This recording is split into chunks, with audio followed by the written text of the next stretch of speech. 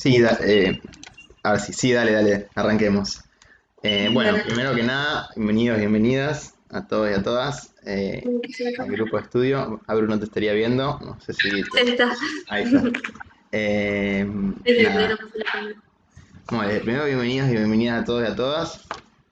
Nada, vimos, me parece que está bueno podernos juntar, incluso hay varios y varias que van a estar mañana pasado haciendo el trabajo, así que este espacio creo que viene a ser muy necesario. Eh, Antes de arrancar con lo específico de lingüística, me gustaría charlar un poquito y contarles un poco de lo que pasó en consejo. No sé si les mandamos el mensaje con invitación para que se puedan sumar, no sé si han podido sumarse y si saben más o menos qué fue lo que pasó en consejo el lunes. Pero bueno, básicamente lo que pasó fue que bueno, logramos algunas cosas, como conseguir que nos agreguen una mesa en turno febrero-marzo, por ejemplo. Eh, pero quizá lo principal, que era lo de las mesas de examen y poder rendir, incluso que, bueno, ustedes podrían haber rendido, esto les viene de choque muy directo, es que no se va a poder rendir las materias realizadas 2020 este año, por definición y de la facultad, digamos, que fue aprobado en consejo directivo este lunes. Eso, y bueno, y las mesas que se perdieron el año no se van a recuperar, como les decía, solamente una se recupera el año que viene, pero en comparación a todas las que perdimos no es nada, y la verdad que es muy preocupante la situación, eh, y es más preocupante porque ya se está aprobado todo eso en consejo directivo y la verdad que nos siguen poniendo trabas y nos siguen dificultando avanzar con la carrera. Y bueno, ustedes ingresantes no pueden rendir ninguna materia hasta el año que viene y la verdad que eso dificulta muchísimo seguir avanzando y nada, queríamos saber con ABO y todo, incluso para poder seguir organizándonos, para poder seguir avanzando en conjunto de los estudiantes, que nos parece que es lo fundamental.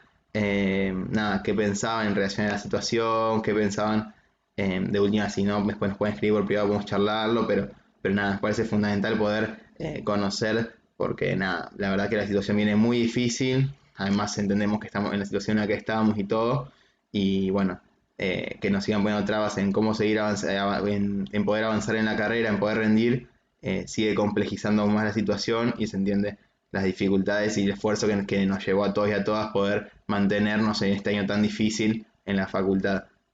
Así que nada, más o menos contarles un poco de lo que había sido el consejo, incluso hicimos una publicación, si ya puede ver, y nada, preguntarle a ustedes qué pensaban, qué les parecía, de última igual después les mandamos la publi por privado y eso y los podemos ir charlando, pero nada, sería bueno que podamos charlar un poco también ahora si les parece. No sé, Bru, si quieres agregar. No, sí, iba a decir, no sé, capaz pueden contar también si alguno conoce o tiene compañeros de otras facus, por lo que nosotros sabemos y conocemos, las otras facultades están avanzando con respecto a esto. Somos la única facultad que o sea, nos negaron la reprogramación de todos los llamados perdidos y lo de poder rendir de manera regular las materias que cursamos este año, ahora en estas mesas, de estos llamados. Pero bueno, entiendo que es una situación re difícil para todos los que estamos acá presentes, entonces también estaría bueno que nos puedan decir, si no quieren por acá, de última por privado, qué pensaban o cómo se pudieron organizar o cómo lo piensan también a eso. Eh, Claro, porque y hace más y no me acuerdo. a partir de lo que dice Abru, las experiencias en otras facultades nos demuestran que no es posible organizar, digamos, las mesas o eso, porque por ejemplo en medicina 8.000 estudiantes rindieron y son más de los que están en toda nuestra facultad. Eh, y los números, incluso los números de deserción en este momento, o sea, es muy compleja la situación por todos lados y no es que no se pudo organizar, sino que una cuestión de que no se definió así, digamos, por parte de la facultad y la verdad que eso es lo más preocupante y lo que quizás más dificulta el poder seguir avanzando con la carrera y poder seguir avanzando porque no nos dan respuestas concretas a favor de las necesidades que tenemos desde la misma facultad y eso la verdad que complejiza mucho toda la situación. Eh, Así que nada, Hola, buenas tardes. a mí, La Cami. Hola, bueno, ya estuve hablando con los chicos con ustedes dos por privado, pero quería contárselos a todos. Bueno, sí, la verdad que, bueno, mi idea, y me imagino que la idea de todos, era que nos den las mesas para rendir este año, pero bueno, ya no creo que vayan a convocar otro consejo y no creo que se vaya a aprobar. Ya como que ya, si bien el consejo debería ser dentro de 2 semanas, ya no creo que sea. Así que bueno, yo para no tener que estudiar, porque en primer lugar no voy a poder sacar las 5 materias en febrero y marzo, porque es mucho, y lo más probable es que me queden materias pendientes. Por eso lo que decidí hacer yo personalmente, que quizás les ayude a muchos, es que cuando termine con todos los trabajos para regularizar, voy a los días de la semana hasta diciembre, o hasta que me lleve el tiempo que me lleve, voy a preparar todos los finales de todas las materias y después empezaré a mitad de enero a repasar. La verdad que igualmente es agotador, porque imagínense que tenemos que estudiar hasta fines de diciembre, después en enero estudiar de vuelta, cuando estamos cursando desde abril. Pero bueno, eso es lo que decidí hacer yo, no sé cómo lo voy a poder hacer, pero bueno, es lo que decidí hacer. No sé si...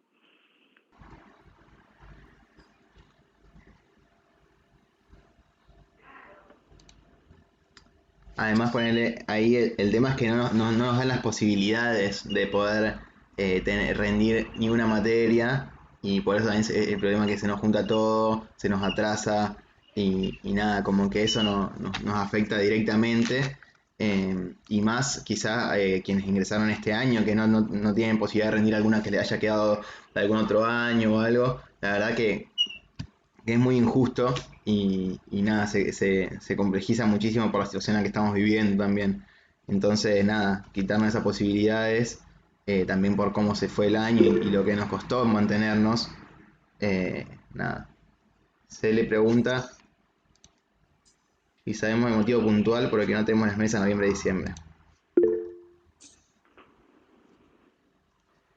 Claro, o sea, sabemos que no es porque, no, porque por un hecho de que no hay posibilidades, no es posible organizarlas, porque tenemos, como decíamos hoy, tenemos las experiencias concretas de otras facultades que están rindiendo. Entonces es más una cuestión de voluntad, digamos, desde la facultad, de la autoridad de la facultad, es una cuestión de la voluntad política, y ese es el problema, digamos, que ponen las autoridades de nuestra facultad en cómo manejan la universidad, pues son quienes la gobiernan y quienes deciden sobre eso, y eso es una definición que tomaron, y nada, no nos dan motivos reales, digamos, y concretos que podamos llegar a entender, digamos, pero nada, es cuestión de eso, de cómo se manejan las mismas autoridades de nuestra facultad, y nada, es muy Sí, que difícil todo. incluso como dice Cami, nosotros también como el Consejo Directivo se tiene que convocar cada 2 semanas, pero este año se estuvo convocando cada 2 o 3 meses. También hicimos otras cosas, hicimos la de la asamblea, lo del redazo, pedimos una audiencia a la decana, incluso también hablamos con los medios, intentamos como que todo el mundo se entere de esta situación y hacer viral lo que está pasando, pero como dice el Mate, es una definición política de las autoridades y bueno, obviamente hay que seguir peleando y hay que seguir organizándonos, pero claramente no están queriendo moverse de ahí. O sea, incluso hicimos un petitorio con más de 600 firmas y todo, o sea, es algo colectivo, es algo que saben que todo lo necesitamos y todo lo queremos, pero no lo quieren hacer y no lo están definiendo de esa manera. Claro, ahí, mira, decían que hay otros caminos y todo, y por eso decimos, no es una cuestión de que no se haya podido organizar, que no se haya podido hacer algo real en donde tengamos la posibilidad de rendir, sino que fue una definición y que está totalmente alejada de las necesidades que tenemos.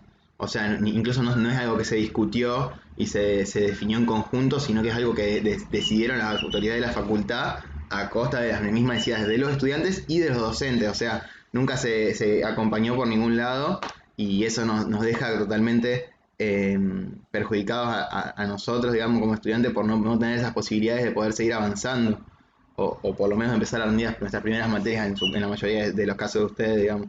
Entonces, la verdad que es preocupante que desde la facultad se defina eso a costa de nuestras necesidades y lo que sería lo justo, digamos, en relación a eso.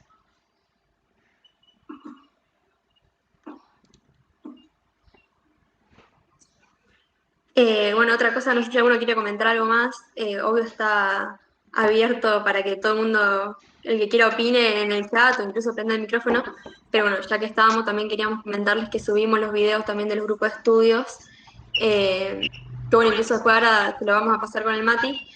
Pero nada, para que estén todos ahí, por si alguno quiere ver algún autor en particular, el grupo está subido.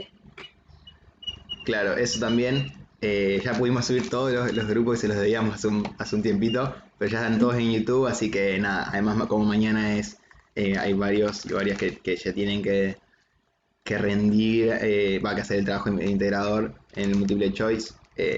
Nada, capaz que les sirve para poder repasar algún autor en específico. Bueno, también saben que siempre lo repetimos, pero nos pueden escribir.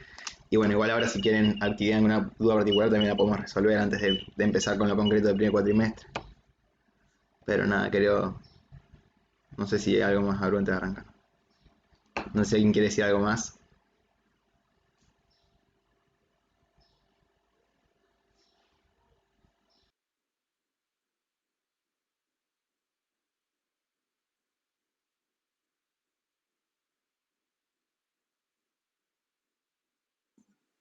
Bueno, si te parece, Mati, arrancamos. Si nadie más tiene una duda ni nada. A ver, pará, ahí dijeron algo.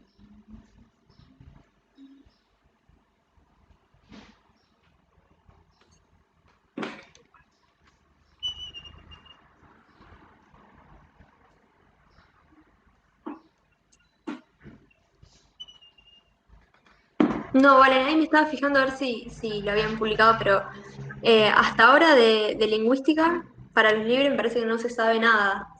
Eh, Igual voy a consultarlo después porque me parece que vos ya estuvo comunicando algunas cosas, pero me parece que más que nada de los trabajos integradores.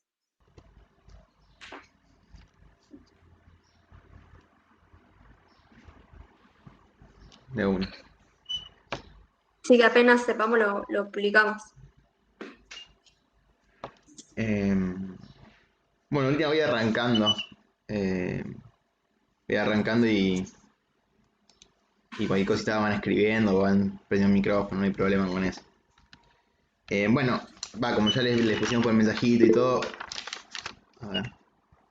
Eso no hay problema, eh, Más que nada, lo que vamos a hacer hoy, como les habíamos dicho en el mensajito. Bueno, Mati, para ahí que decía, Meli, decía ahí, perdón. yo también la rindo ahí. Eh, ¿Vos, Meli, preguntaste a un docente? O sea, puede ser eso, porque hay cátedras que están tomando en los programas de los años pasados, el año pasado, en vez del 2020. Entonces puede ser, pero no sé si lo consultaste con un docente o con un estudiante. Yo había escuchado que, esto no sé si está 100% chequeado, pero pues me han dicho justamente eso, que iban a tomar con el programa el año pasado, yo calculo que va a ser para todos, justamente por cómo es la disposición de las mesas y todo. Una compañera había preguntado que tenía que rendir libre del año pasado y le dijeron que le iban a tomar con ese programa y por cómo están dispuestas las mesas, calculo que va a ser para todos desde el programa del año pasado. Justamente porque las mesas, por cómo las aprobaron en consejo, no están dirigidas, digamos, a cursados 2020. Así que calculo que sería así, al menos si estamos hablando de epistemología ahí. Eh, o a ver. ¿Qué dice? Después de lingüística no sabría bien en particular, pero igualmente el programa de lingüística del año pasado y de este es el mismo, así que eso no habría problema. En particular, sería lo bueno, digamos. Así que bueno, nada, de última vez ya me dejaron el mensajito, vamos arrancando. Voy a poner el celular. Ahí está. Bueno, sí, va a haber grupo para quienes rindan también. Pero bueno, ahora estamos terminando los grupos justamente de quienes tienen que regularizar, pero sí, vamos a seguir haciendo, al menos de lingüística vamos a ir haciendo y vamos a tratar de hacer todas las materias para quienes tengan que rendir también las materias. Así que en eso no va a haber problema, digamos. Vamos a seguir con los grupos y no lo vamos a cortar. Bueno, ahora sí. Creo que ahora sí. Ahí, bueno, ya tenemos, bueno, como ya le habíamos dicho por el mensaje, lo que vamos a hacer hoy va a ser un repasito del primer cuatrimestre. Ya la semana pasada hicimos lo del segundo. Así que nada, vamos a ir por Saussure, un poco de estructuralismo, Jacobson, Benist. Chomsky no sabemos si vamos a poder dar, porque justamente el compañero que iba a dar Chomsky tuvo unos problemas con el internet. Pero bueno, de última tenemos el video también, que ya habíamos hecho un repaso del primer cuatrimestre, el cuatrimestre pasado, a mitad de año. Y está subido en YouTube, y ahí sí está el compañero, y si da Chomsky, de última pueden ver eso. Y nada, si les parece, arrancamos. Bueno, repaso del primer cuatrimestre de textos que ya vieron hace un buen rato. Pero bueno, vamos a arrancar con Saussure, con el curso de lingüística general. Bueno, vamos a arrancar pensando en el objeto de estudio que toma Saussure. Saussure como objeto de estudio va a tomar la lengua. ¿Por qué toma la lengua? Bueno, toma la lengua como objeto de estudio para justamente, él quería considerar la lingüística una ciencia. Y en ese momento, para que sea considerada una ciencia, incluso poniéndonos en contexto, todo el conocimiento válido tenía que ser científico y tenía que ser un objeto y un método determinados. Entonces, él va a plantearnos esto justamente, de que la lengua, al ser concreta integral, digamos, va a poder ser ese objeto de estudio de la lengua. Incluso él nos va a plantear que el punto de vista es el que crea el objeto de estudio. Entonces, él nos habla del lenguaje, justamente acá. Tenemos el lenguaje, por un lado, pero él va a decir que no puede ser objeto de estudio porque es multiforme y heteróclito.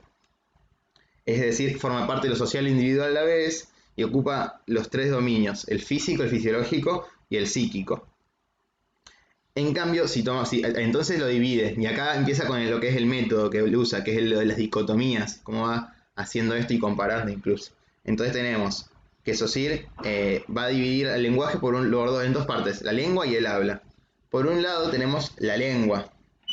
Bueno, vamos a arrancar con el habla. Por un lado tenemos el habla, que es el acto individual. Es el acto individual que es físico y fisiológico a la vez. Entonces, también va a ser muy amplio, va a ser heterogéneo, porque incluso pensándolo en el habla, digamos, en concreto, hay tantas formas de hablar como personas hablantes, básicamente. Entonces también sigue siendo muy complejo. Entonces, él se va a decantar por la lengua, que eso sí es psíquico y a la vez social. Entonces es algo concreto, algo que sí podemos, que puede abordar, y que es incluso un sistema. Él va a nombrar a la lengua como un sistema de signos. Vamos a nombrar como un sistema, y después va a hacer las dos definiciones. Pero bueno, él toma la lengua justamente por esto, porque es la parte social del lenguaje, que es exterior al individuo. No es algo mío propio, después tuyo propio, sino que es algo que nos atraviesa a todos, a todas, y que es a una comunidad, y que es psíquico. Entonces puede ser más concreto y puede ser estudiado más científicamente, digamos, aplicando este método. Entonces, Saussure va a nombrar a la lengua como un sistema. Va a tener dos definiciones. Bueno, por un lado, el sistema de signos, que bueno, acá lo principal es este término, el signo, que un signo va a ser una entidad psíquica de dos caras. ¿Cuáles son las dos caras? El concepto y la máquina acústica, o cuando los vuelvo a nombrar bien en concreto, el significado y el significante. Cualquier cosa, váyanme frenando, vayan diciendo algo, lo que necesiten, agregato, lo que me olvide. Así que nada, eso. Tenemos el signo es una entidad psíquica. Esto sí así tienen que decirlo, porque es clave la definición: entidad psíquica de dos caras. Que bueno, entonces el signo es la unión entre este concepto, esta imagen acústica, o mejor dicho, entre este significado y este significante, que son inseparables, porque bueno, ahora lo vamos a ver, por su unión arbitraria. Digamos, un signo es esa unión, entonces no hay un signo que le falte uno de los dos, sino que es justamente la unión. Incluso nada, justamente para que no haya confusión y que no haya mayor peso, digamos, en el concepto en sí lo nombra como significado y significante porque él dice que son dos partes de lo mismo, digamos, entonces no es que uno vale más que lo otro. Por eso no habla de concepto de imagen acústica, sino de significado y significante en un segundo momento. Y va a nombrarnos esto justamente de que este signo va a tener dos principios. Por un lado tenemos lo arbitrario del signo, que justamente es que la unión del significado y significante es inmotivada. No es lo único que la lleva a que exista es una convención social, digamos. No hay una razón natural o específica para que para determinado significado haya determinado significante. Eso por un lado. Bueno, eso sería, digamos, lo arbitrario. Acuérdense que lo arbitrario del signo es porque el signo justamente es esa unión. Y esto del arbitrario nos va a llevar justamente a una consecuencia, que es que va a ser mutable e inmutable a la vez el signo. Mutable, bueno, mutable porque cuando lo vemos al signo de la diacronía, es decir, estudiamos a la lengua a través del tiempo, vamos a encontrar que hay un desplazamiento en la relación entre el significado y el significante. Recuerden que nunca hablamos de cambio, porque si hay un cambio en un signo, cambiaría el sistema y el sistema no cambia, sino que se desplaza a través del paso del tiempo. Que incluso Saussure nos va a decir que hay una regla, que todo cambia cuando está en el tiempo, todo se va desplazando, todo va teniendo justamente esas alteraciones a través del tiempo, y que no hay razón para que la lengua escape a esa ley general. Entonces nos dice, el ejemplo más claro de esta mutabilidad es lo del armario, digamos. Entonces, cuando hablamos de armario, hoy en día hablamos de un lugar donde guardamos ropa, guardamos cosas. Cuando hablamos de un armario en otro momento, hablamos del lugar donde se guardaban armas específicamente. Entonces, es como va cambiando, digamos, la lengua. Bueno, repito, no es cambio, cómo se va desplazando la relación significado-significante. Por eso digo, traté de remarcar que no es cambio porque no, a esto yo me confundo, digamos. Pero bueno, eso por un lado. Y, o sea, entonces, al ser mutable e inmutable a la vez, acá encontramos otra dicotomía, recordamos lo de las dicotomías. Vamos a encontrar que la inmutabilidad la vamos a encontrar en la lengua cuando la estudiamos en la sincronía, es decir, en un estado del tiempo, en un momento específico, agarrando, digamos, el sistema, incluso el estudio del sistema es en sincronía, y Saussure va a estudiar la lengua en sincronía, pero existe lo de la diacronía, que son que ahí es donde se estudian las alteraciones o desplazamientos que hay en la relación significado-significante de los signos. Entonces, la inmutabilidad lo que va a hacer justamente es que no se pueden cambiar. Justamente, estudiando, recordemos de la sincronía, no podemos cambiar como quisiéramos los signos, digamos, porque no es que yo hoy decido que le digo taza a la computadora o cualquier cosa, no podemos cambiar, digamos, el signo, no podemos cambiar el sistema, porque si cada uno pudiera cambiar la lengua sería individual, no nos podríamos entender. No nos podríamos entender porque cada uno hablaría como quisiera y no tendría sentido. Yo podría estar balbuceando y para mí significa un montón de cosas y nada es así, digamos. Entonces, nada, es eso, justamente es inmutable porque el sujeto hablante no puede cambiar el sistema como quisiera, no puede hacer lo que quiera, no puede decidir, sino que es algo social que hace que no haya una contradicción. Entonces la arbitrariedad justamente en la unión significado-significante no permite que haya una contradicción en la misma lengua y que hable alguien como quiera, porque si no, no es la misma lengua justamente. Sí, eso que dice el Mati está también en lo de, bueno, las cuatro razones de la inmutabilidad del signo, que una es la arbitrariedad del signo, otra es la multitud de signos, la complejidad del sistema y la resistencia social. En esas cuatro. Exactamente. Bueno, entonces por un lado esa definición, que es el sistema de signos, digamos, la lengua como sistema de signos. Abru, ¿puedes repetir eso? Dice Vicky. Ah, sí. Las cuatro razones por la cual el signo es inmutable, bueno, a la vez que también es mutable. La primera es la arbitrariedad del signo, la segunda es la multitud de signos del sistema, la tercera es la complejidad del sistema y la cuarta es la resistencia social. Eso es lo de la inmutabilidad del signo. La razón. Sí. Entonces, bueno, por todo lo que dice Abru, lo del signo.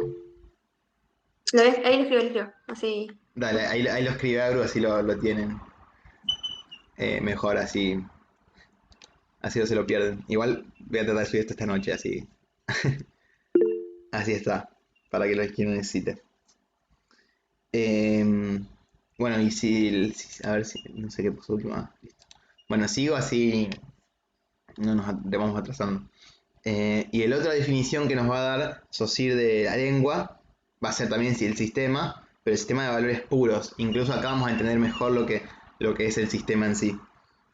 Porque lo que nos va a decir justamente Saussure acá es que no hay nada material que constituya el sistema, digamos. O sea, los signos no son algo material.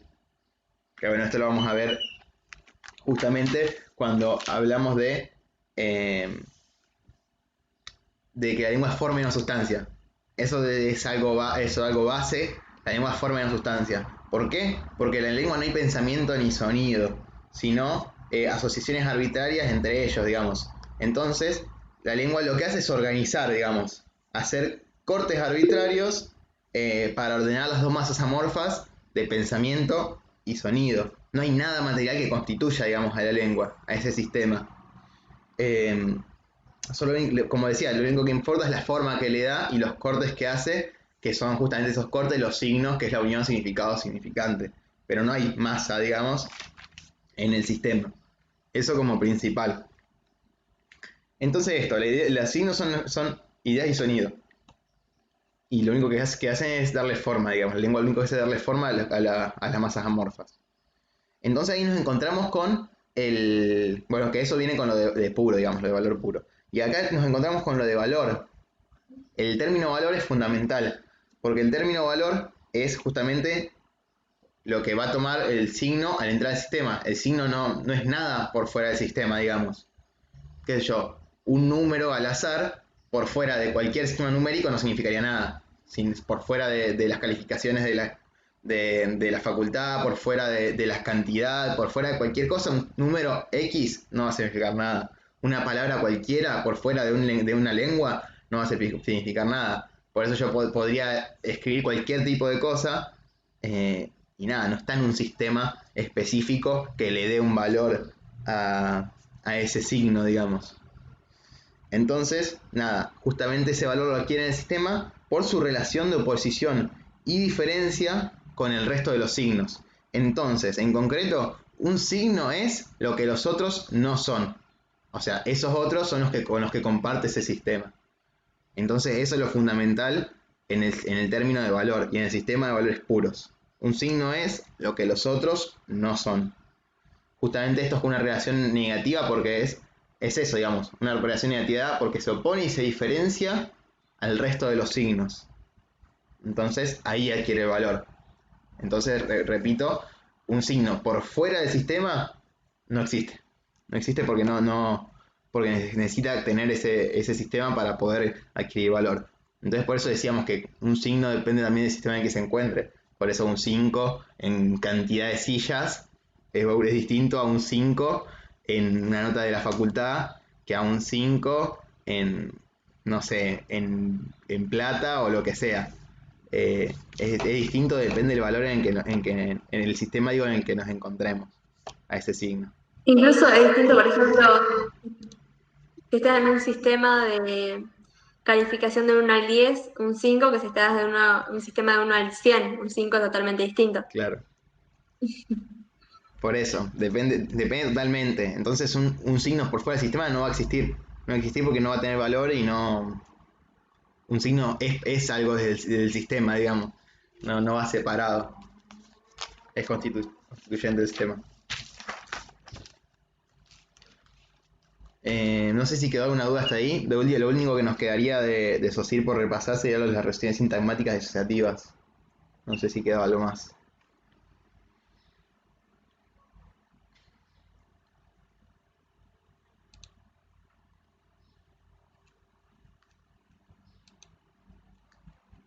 Bueno, sigo. Ves, igual lo nombro para que lo sepamos también porque es importante.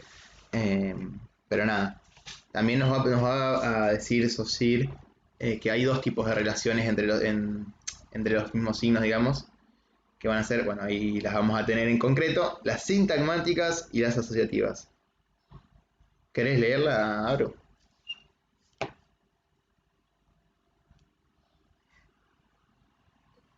Tiene el micrófono apagado. Ahí va. Ahí se me escucha, ¿no? Sí, se te escucha, se escucha. Bien. Relaciones sintagmáticas. Son las relaciones de dos o más unidades que se combinan entre sí, en forma lineal y no se pueden superponer. Ejemplo, B, I, E, N formando la palabra bien. Se dan en presencia. En presencia de la B se determina el valor de la I. Relaciones asociativas. Son las relaciones que hacemos por algo que tienen en común. Es una asociación casi infinita. Asocio las unidades por el concepto o por la imagen acústica. Son en ausencia, porque el valor de las unidades no se da por la unidad, sí, por la otra unidad.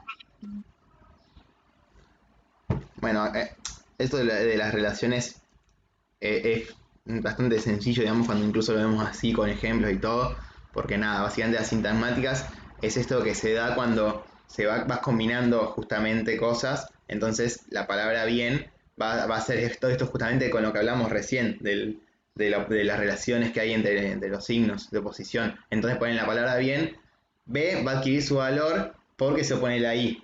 La I va a adquirir su valor porque se opone a la B y a la E.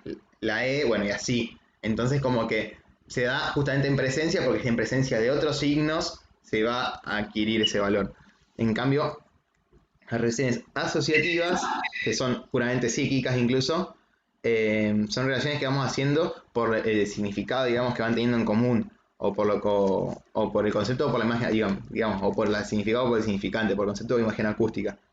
Entonces, por las relaciones que vamos haciendo psíquicamente.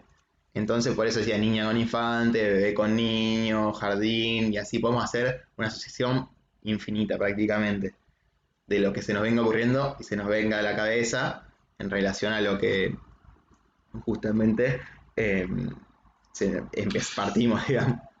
Entonces podemos hacer cualquier cosa. Arena, se nos puede ocurrir playa o con una construcción o lo que sea, y a partir de ahí podemos seguir, digamos, en ese camino. Y nada, esto sí creo que sería lo último de Saussure. No sé si hay algo más que habría que agregar o si tienen alguna duda de Saussure antes de seguir. Vamos, si quieren sigamos. Lo, Ahí. lo mutable. Bueno, decíamos entonces, volvemos a lo mutable. Decíamos entonces que tenemos que el signo, por ser arbitrario, bueno, y por lo que ha escrito Abru, es mutable e inmutable a la vez. Lo que escribe Abru es lo inmutable, específicamente. Tenemos que el signo es mutable e inmutable a la vez. Ahí vos precisamente preguntás por lo mutable, sí, por lo mutable. El signo va a ser mutable cuando lo estudiamos desde la diacronía, o sea, a través del tiempo. ¿Por qué es mutable? Justamente porque cuando va pasando el tiempo, la misma lengua va sufriendo algunas alteraciones y lo que pasa es que se van desplazando la relación significado-significante en los signos. No hay cambios, porque si no cambiaría el sistema. Pero sí hay un desplazamiento en la relación significado-significante. Justamente porque es arbitrario. Nadie puede, digamos, cambiar como quisiera, pero la misma lengua puede ir sufriendo esos desplazamientos. Por eso decíamos el ejemplo de armario, que antes era específicamente un lugar donde se guardaban armas y ahora es un lugar donde guardas cosas en general. Más por cómo lo hablamos. Y después, me preguntan a ver qué más. ¿Podrían repetir lo de valor y forma del signo? Claro, o sea, lo del valor es así. Un signo adquiere valor cuando está dentro de un sistema. No existe un signo por fuera del sistema. Y ese valor lo adquiere por su relación de oposición y diferencia, digamos. Un signo es lo que los otros no son. Entonces por eso también depende en qué sistema estemos lo que va a significar determinado signo. Si tenemos un sistema, como decíamos, lo más fácil con números de entenderlo. Si tenemos el sistema de cantidades, un 5 son 5 de algo. En cambio, si tenemos el sistema de notas de la facultad, un 5 es un desaprobado. En cambio, si lo tenemos, bueno, y así, digamos. Entonces, el valor lo adquiere dependiendo del sistema en el que se encuentre. Y la forma, digamos, la lengua es forma y no sustancia, justamente porque no hay nada material que componga la lengua, sino que es pura forma. Lo que hace es dar orden y hacer cortes arbitrarios entre las dos masas amorfas de pensamiento y sonido. Sería eso, digamos. No sé si se entiende.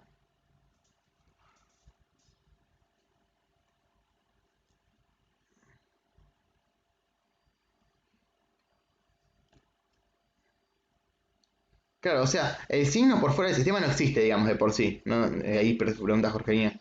No existe, no hay un signo por fuera del sistema, digamos. Eh, no hay mucho más que eso.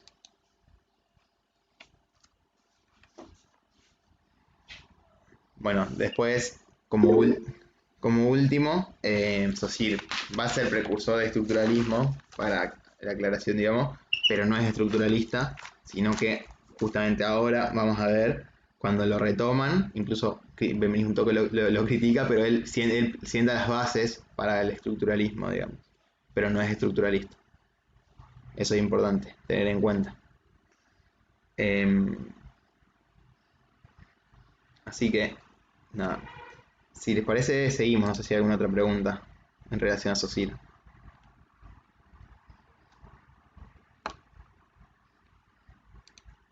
Bueno, igual esto vamos a tratar de subirlo esta noche, así que, o mañana como mucho. Seguiría Benveniste. Benveniste. Ahora sí estamos en estructuralismo, específicamente. Lo primero, si les parece que vamos a ver, para seguir además con el hilo, va a ser la crítica a Saussure. Que también es algo es bastante cortito. O sea, lo que va a ser esto. Benveniste va a criticar, o sea, va a retomarlo primero, por lo que veníamos diciendo de Saussure, del recurso de estructuralismo y todo. Pero bueno, lo va a criticar básicamente en el lugar que se le da a la arbitrariedad en el curso de lingüística general. O sea, ¿dónde decíamos que estaba la arbitrariedad recién? Lo planteábamos en relación entre el significado y el significante. Decíamos que esa unión era arbitraria, según Saussure. Ahora, lo que nos va a plantear Benveniste justamente es que va a desplazar ese lugar y va a decir que la relación entre significado y significante no es arbitraria, sino que es necesaria, y que la relación que sí es arbitraria es la que hay entre ese signo y la cosa en la realidad, digamos. Entonces, no sería arbitrario la unión significado-significante, que sería el signo, eso sería necesario, y lo arbitrario sería la unión entre ese signo y la cosa, entre, qué sé yo, el signo de la computadora y la computadora en sí, la computadora como objeto real, o lo que sea, digamos. Eso es lo principal. Entonces, justamente también lo que es mutabilidad e inmutabilidad también se aplicaría entonces a la relación entre el signo y el objeto, por ser arbitrario. Entonces, es eso. Lo que plantea Benveniste es que Saussure dejaba por fuera la realidad en su teoría. No tomaba la realidad en la que estamos, digamos, sino que para él era todo psíquico, y ahí estaba el error, digamos. Entonces, por eso planteaba que lo arbitrario era entre el signo y la cosa. Porque incluso él decía que un significado sin un significante no existe, entonces, o sea, no es un signo, porque entonces la unión esa es necesaria. Vienen juntos, no se pueden separar justamente, significado y significante. No puede ser arbitrario porque es necesario. Así que nada, como que esos conceptos son consustanciales. Esa es la afirmación. Eh, y después nada, eso sería como la crítica en general. Todo lo que habíamos hablado de mutabilidad y inmutabilidad pasaría de ser de significado significante, entre la relación significado-significante a la relación signo-cosa. Después, creo que si eso queda claro, seguimos. Tenemos estructura lingüística. Bueno, y ahí llegamos más específicamente a lo de, bueno, Saussure, precursor del estructuralismo, y cuál es la novedad justamente de la doctrina de Saussure, que es que la lengua es un sistema. Incluso el estructuralismo se va a plantar en esa base del sistema. Entonces, estructuralismo se determina como estructura de un sistema, justamente. Planteando la lengua como sistema, se trata de analizar su estructura. Considerar a la lengua como un sistema organizado por una estructura, por revelar y describir, es adoptar el punto de vista estructuralista. Entonces, justamente,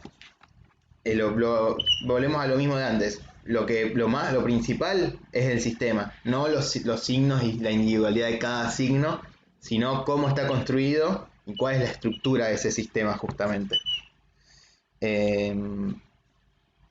Justamente porque las relaciones que hay entre los elementos, que son de solidaridad y dependencia. O sea, uno depende del otro, las relaciones que hay de posición y diferencia, que les dan justamente el valor.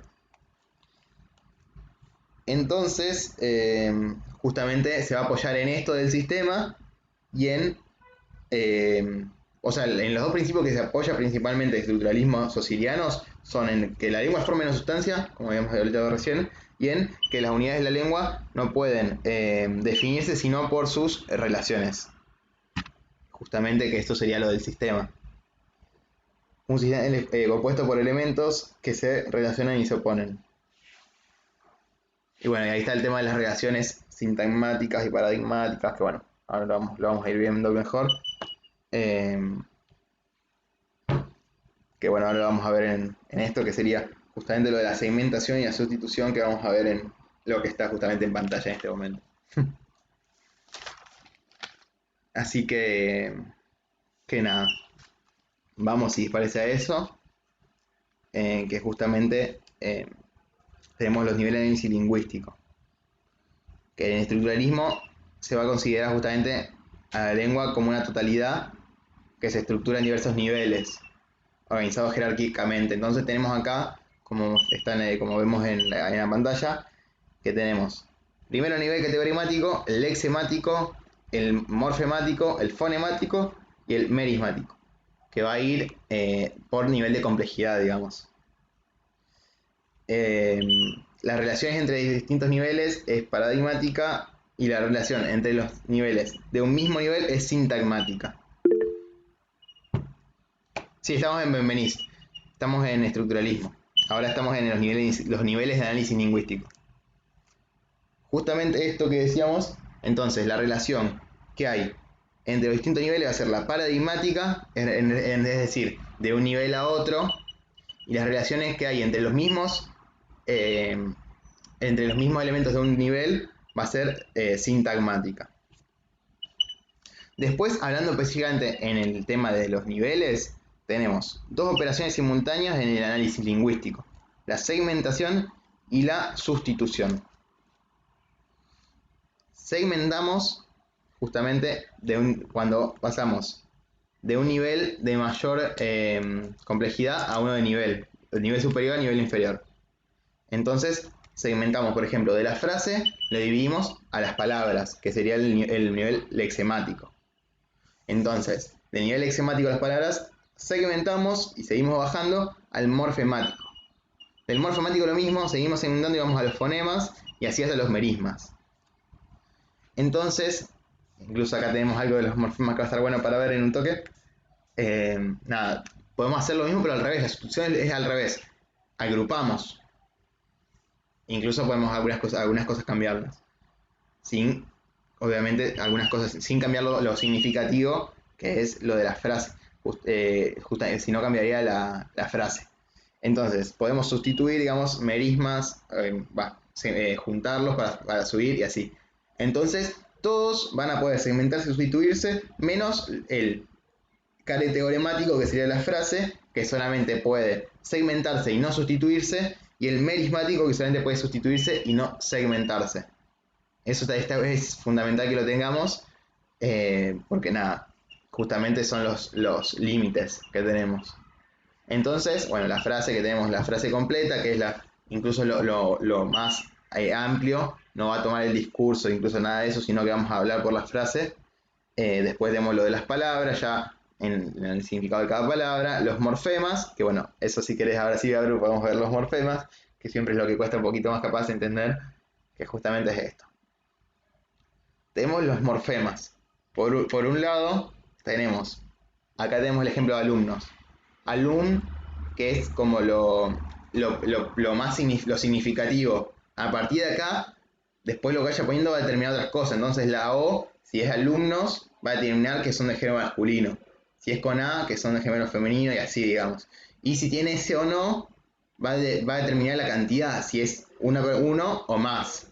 Entonces, cuando dividimos en morfemas, es justamente en unidad significativa, que en este caso es alum, que significa discípulo de maestro o institución educativa, y después el resto, que es lo que podemos sustituir, digamos, para que cambiar de alguna forma el género y el número de ese significado, digamos, porque el alumno no va a cambiar.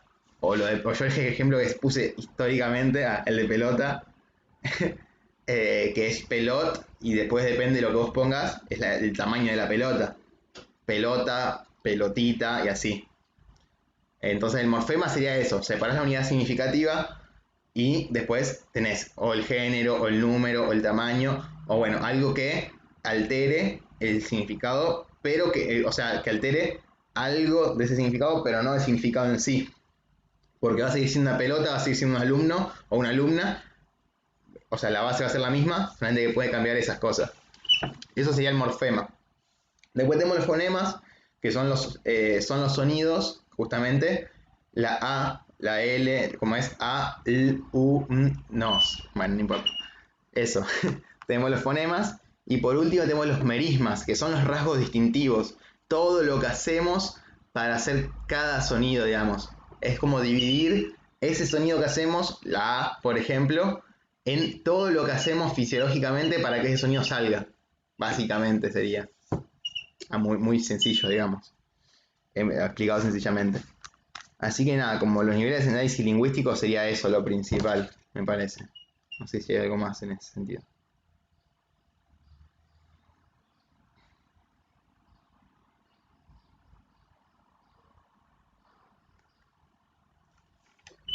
Chicos, yo ahora me tengo que ir porque tengo que ir a un taller del Encuentro Nacional de Mujeres, que bueno, ya capaz que muchos saben que bueno, no se va a poder hacer por todas estas cuestiones de manera presencial, así que estamos haciendo jornadas virtuales. Eh, pero bueno, ahí el Mati termina Jacobson y le pasé lo de Chomsky, que ahora, bueno, ahora va a ver el qué conviene hacer, porque Roge nos pasó un documento. Sí, sí, está grabando el Mati. Sí, Pero bueno, los dejo. dale, Suerte Abru. a todos en el examen, y bueno, el examen, en el trabajo integrador. No, por favor.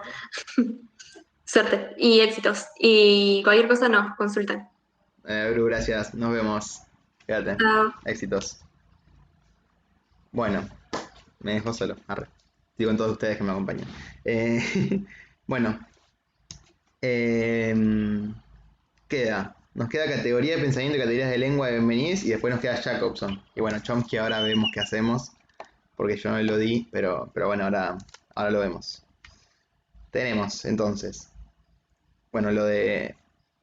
no tengo más las cosas de la base. Bueno, ¿qué onda? ¿Cómo viene hasta ahora? Viene más o menos bien. La clase la estoy grabando y la voy a subir esta noche en lo posible o mañana. Voy a ver si lo puedo editar esta noche y subirlo. Eh, pero sí. No sé si cómo viene hasta ahora, si va quedando claro, si quieren que repita algo, si no sigo. Yo porque capaz que me vuelvo un toque y... Nada, bueno. Bueno, después tenemos categoría de pensamiento y categorías de lengua de Benvenís, que para mí es un texto que en realidad la mayoría del texto habla de lo de Aristóteles y todo eso, las categorías de Aristóteles, que en realidad no es fundamental que entendamos todo eso. O sea, las categorías de Aristóteles vamos a dejarlo para la filosofía si no necesitamos saber. Sino que yo incluso este texto siempre lo resumo en una frase que dice: es lo que se puede decir, lo que delimita y organiza lo que se puede pensar. Eso es como lo principal. Sí, no necesitamos saber más nada que eso en relación a este, a este texto. Porque justamente eso, digamos, lo que podemos decir, lo que podemos formar, lo que nos brinda, las herramientas que nos brinda el lenguaje son las que nos van a permitir pensar y viceversa, digamos. No podemos pensar si no conocemos la lengua, si no tenemos palabras para expresar lo que nos pasa, para expresar lo que queremos pensar, es como que no va separado. Entonces, el pensamiento está ligado justamente a las capacidades que tenemos como especie, que a las condiciones generales, digamos. Entonces, la posibilidad de pensamiento está vinculada a la capacidad de lenguaje. Sí, ahí le escribo la frase. Esta frase les resume todo el texto.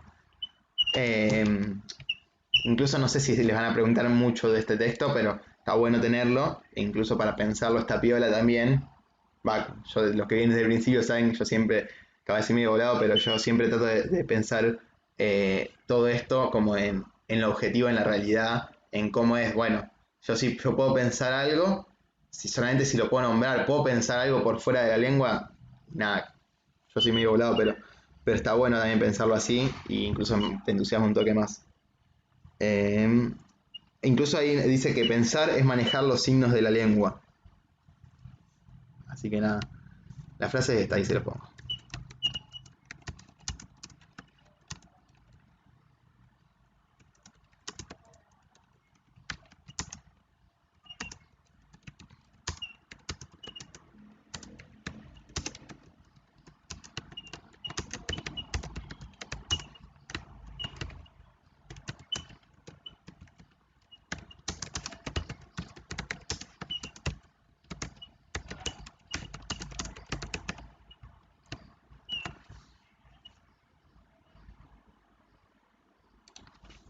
Ahí está la frase. Y bueno, con eso terminaríamos Bienvenís en esta parte. Ya saben que Bienvenís lo vemos todo el año y vemos posteriorización y todo, que es algo que repasamos la semana pasada. Pero bueno, con eso ya estaríamos en realidad. De Bienvenís. A ver si puedo... bueno, vamos a terminar con Jacobson y después si puedo compartir el documento que me pasaron de Jones. Bueno, no sé si quieren preguntar algo o algo más. Puede ser eso sí o de Bienvenís, de lo que venimos viendo hasta ahora.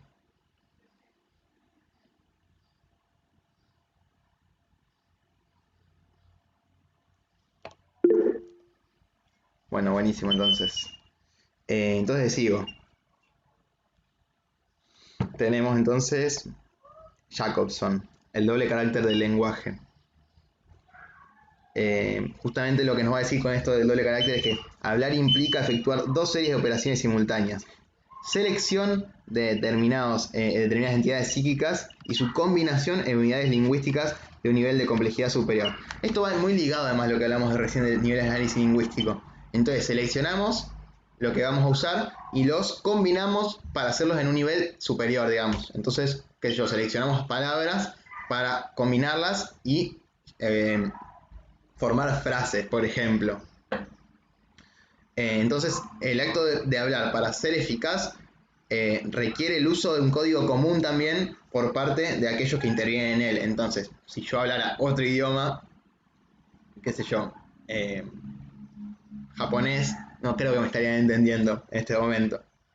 En cambio, como manejamos el mismo código, digamos, la misma lengua, podemos comunicarnos porque yo estoy seleccionando signos comunes a los que ustedes manejan y los estoy combinando para formar todo lo que estoy diciendo en este momento. Entonces el hablante es solamente un usuario de palabras y no un creador de palabras. Justamente va todo ligado a lo que venimos diciendo. Entonces no es que podamos crear. Sí, Vicky, todavía no dije mucho todavía. El Jacobson, digamos, el doble carácter del lenguaje, lo que nos va a plantear él es que cuando hablamos, digamos, lo que hacemos es hacer dos operaciones en simultáneo. Selección y combinación. Seleccionamos determinadas entidades psíquicas, pueden ser palabras, puede ser lo que sea, bueno, signos en realidad, las combinamos para formar algo de un nivel superior. Entonces, yo decía esto de los niveles de análisis que nos sirve para entenderlo. Seleccionamos palabras para combinarlas y formar frases, por ejemplo, o seleccionamos morfemas para combinarlos y formar palabras, bueno, así. Entonces, nada, eso. Y entonces hablar, para ser eficaz, necesita un código común. O sea, tenemos que manejar la misma lengua, porque si no, no nos estaríamos entendiendo. Y bueno, justamente el hablante es un usuario de palabras y no un creador. Porque justamente si fuera creador de las palabras, no nos entenderíamos porque estaríamos hablando en lenguas muy distintas. Porque cada uno la manejaría como que prefiere o como quiera y no habría un código común en el que podamos comprendernos. Entonces, combinación. Todo signo está formado por otros signos constitutivos y aparece únicamente en combinación con otros signos. Incluso acá combinación y contexto son dos caras de la misma operación. Entonces combinamos, digamos, las palabras, combinamos para poder expresar, digamos, y explicar justamente las cosas, porque lo combinamos, pero esto va simultáneo. Recuerden que sin la selección, porque no podemos pensar en una combinación, porque si no seleccionamos nada, no podemos combinar nada. Entonces pensamos en la selección, que es una selección entre alternativas que implica la posibilidad de sustituir una por otra. Recuerden, sigue muy ligado a lo de niveles de análisis lingüístico, que justamente, de hecho, selección y sustitución son dos caras de la misma operación. Entonces va todo por la misma mano. Seleccionamos cosas para combinarlas y formar algo de nivel superior. Entonces tenemos estas dos que son el doble carácter del lenguaje, digamos. No hay mucho más que explicar acá. Después tenemos el otro texto, que es los polos metafórico y metonímico. Entonces, acá lo principal que toma es lo de los trastornos afásicos. Los trastornos afásicos consisten en una alternación cualquiera, más o menos grave, de la facultad de selección y sustitución, o la facultad de combinación y contextura, que es lo que veníamos hablando. Entonces, la metáfora resulta imposibilitada en el trastorno de la semejanza y la metonimia en el trastorno de la contigüidad. Entonces, yendo a lo concreto, tenemos un polo metafórico, que es el que reemplaza un término por otro en el eje de la similitud, justamente la sustitución. Esto de poder, selección y sustitución, digamos. Seleccionar y sustituir. Entonces, cuando tenemos justamente en el polo metafórico, justamente cuando tenemos acá el trastorno afásico, no podemos justamente hacer uso de la metáfora, hacer la selección y la sustitución. No podemos, nos cuesta eso, digamos, y poder plantear, digamos, las oraciones y poder seleccionar lo que queremos hacer, es como que nos cuesta eso. En cambio, el polo metonímico lo que hace es rodear un término sin decirlo, porque es lo de la combinación, la contigüidad, el contexto. Acá yo el ejemplo que pongo es el irse por las ramas. Nunca lo digan así porque los van a echar del examen, pero está bueno para entenderlo porque estamos rodeando un término. A mí me pasa mucho eso, por ejemplo. Rodear un término sin decirlo o empezar a hablar del contexto y el ir por las ramas justamente. Entonces, dice, justamente nos va a decir Jacobson que para hablar normal, digamos, tenemos que hacer un equilibrio entre las dos y poder usar tanto, justamente volvemos a lo del doble carácter, tanto la combinación como la selección o la sustitución como la contextura, digamos, como que tenemos que hacer un equilibrio para, por un lado, no irnos por las ramas y por el otro, poder elegir mejor también lo que vamos a usar para poder hablar bien de lo que queremos expresar, digamos. Entonces, nada, es necesario ese equilibrio en Jacobson. No sé si quedó claro, capaz que usé mucho polo de metonímico. Y bueno, no sé si tiene alguna duda más o algo, estaría bueno que las podamos sacar ahora y... Dale, Cele. Sí, cualquier tipo de duda, saquemos en la hora que mañana y pasado un grupo por lo menos tiene que empezar a rendir. Está bueno que vamos a terminar de ajustar algunas interrogantes que tengamos. ¿Qué duda tenés, Cele?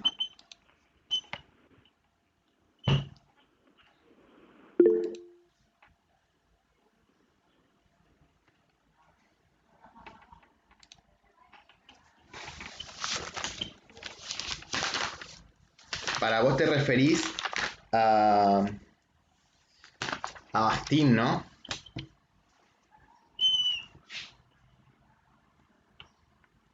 Bueno, en Bastín,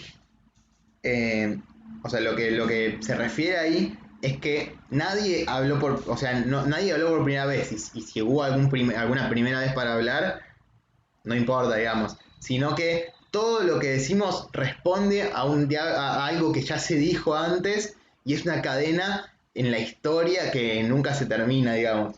No es que estamos en un diálogo directo y estamos respondiéndole solamente directamente a alguien, sino que somos parte de justamente de esa cadena de diálogo, de esa cadena de los que hablamos, que justamente lo que hace es traer, digamos, responder a un diálogo anterior. No es que estamos respondiendo a algo que dijo alguien una vez, tipo, yo él dice una pregunta y yo la respondo porque me acordé de esa pregunta, sino que es eso, digamos, como que estamos en una cadena del habla, y como que siempre respondemos a algo que ya se dijo, digamos, y como que seguimos esa cadena. Es medio, no sé, como que no hay, lo principal es esto, que no hay nada innovador. Porque es efecto, no es respuesta, sino que es efecto de un enunciado anterior. Todos los enunciados, bueno, lo de los géneros discursivos incluso, y forman parte de la cadena de enunciados. Son el eslabón para un próximo enunciado. No, olvídense lo de la respuesta, sino que es un efecto de un enunciado anterior. Si alguien no habría hecho ese enunciado anterior, nosotros no podríamos estar diciendo lo que estamos diciendo, digamos. Es eso. Si hay algo más, este es el momento. O si no, después me escriben por privado a mí o a Abru, eso no hay problema tampoco. Y, hola, Mati, tengo una pregunta. Dale, Cami.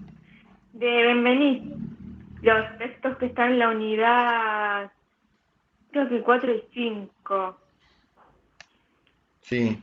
¿tienen algún resumen ustedes como para hacer un repaso? Vos te referís a los de los 4 y 5 son los que vimos hoy, ¿no? No, la unidad 4 y 5 no. No. Solo los pronombres, la subjetividad de algo, de no me acuerdo qué. Lo de la subjetividad del lenguaje, el aparato formal de enunciación. No me acuerdo si tenemos un resumen de eso. O sea, tenemos las clases que están todas subidas. Las clases no, son grupos de estudio, ¿no? Pero están todos los grupos de estudio subidos. Pero no recuerdo si. A ver, ya te digo si tenemos resumen sobre eso. Porque creo que no tenemos de teoría de enunciación un resumen. Es medio complejo hacer resumen de teoría de enunciación. No, del segundo cuatrimestre tenemos de Searle, Voloshinov, Austin y Bakhtin. No Sí, tenemos. eso los tengo. Claro, de teoría de enunciación no tenemos. Bueno, Al menos no no que hay, hayamos no hay hecho problema. nosotros y que confiemos, digamos. De una, bien, Bueno, está bien. buenísimo. Resolvámonos las dudas ahora, que va a servir. Benveniste critica a Austin y dice que el acto realizativo que no sea acto no es nada. No entiendo esa palabra. Benveniste critica a Austin y dice que un acto realizativo que no sea acto no es nada. O sea, vamos a ver Benveniste de vuelta. Pero en teoría de enunciación. Benveniste critica a Austin, sí. Pero Austin, recordemos que hay dos momentos de Austin. El primero, que es que diferencia entre emisión realizativa y emisión constatativa, y el segundo momento, en el que dice que toda emisión es realizativa por el hecho de que ya estoy enunciando algo. Lo que os va a decir Benveniste es que no toda emisión es realizativa. O sea, y Benveniste habla del enunciado. Y habla del enunciado performativo, es lo mismo que emisión realizativa. No te enunciado es performativo, porque el enunciado tiene que ser justamente un acto, porque si no, no es realizativo. Entonces, si yo describo algo, no porque esté enunciando estoy haciendo un acto, porque no estoy haciendo en sí mismo un acto. El acto de enunciar no es en sí mismo un acto. Entonces, si yo digo, bueno, voy a tomar un poco de agua, ahí sí estoy haciendo una emisión realizativa porque estoy efectivamente haciendo un acto. Entonces él va a criticar eso, de que no tiene que dejar la primera distinción porque no todo emisión, todo enunciado, recordemos que Benís le dice enunciado performativo, Austin emisión realizativa, va a ser, claro, no va a ser todo realizativo o performativo, sino que es necesaria la primera distinción que hace Austin entre la emisión realizativa y constatativa. Feminista va a llamar enunciado performativo y enunciado constatativo. Pero digo, es fundamental que exista esa, o es lo que plantea Feminista, que exista esa diferenciación, porque no todo acto es en sí, no todo emisión o enunciado es en sí mismo un acto, justamente. Tiene que cumplir ciertas características. Justamente una emisión, un enunciado performativo que no es acto, no existe. No sería performativo, digamos. Sería realizativo, constatativo.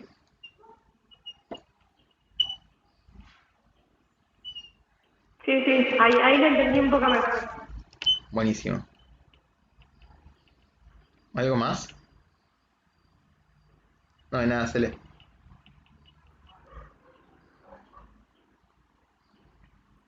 No sé si hay alguna duda más. Si no, igualmente ya saben que nos pueden escribir, incluso los resúmenes que usamos hoy nos pueden pedir también, capaz que les sirven. Y bueno, muchos éxitos a todos y a todas. Si tienen que rendir o para regularizar, tienen que hacer el trabajo para regularizar. Así que, bueno, nada, ya vamos cerrando, si les parece. Así que nada, gracias a todos por participar como siempre y bueno, vamos a seguir sosteniendo los grupos y cualquier cosa que necesiten nos pueden escribir. Ya saben que no tenemos ningún tipo de problema.